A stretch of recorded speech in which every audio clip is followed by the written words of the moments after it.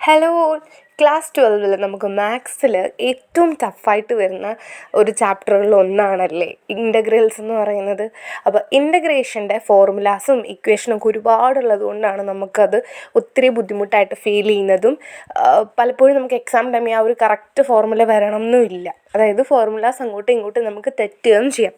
അപ്പോൾ അങ്ങനെ തെറ്റാതിരിക്കാനും നമുക്ക് ഇൻ്റഗ്രേഷനിലെ പ്രോബ്ലംസ് നല്ല സ്മൂത്തായിട്ട് ചെയ്യാൻ പറ്റണമെന്നുണ്ടെങ്കിൽ നമുക്ക് കുറേ ഇക്വേഷൻസ് അതിൽ ബൈ ഹേർട്ട് ആക്കിയേ പറ്റുള്ളൂ, വേറെ ഒരു രക്ഷയില്ല.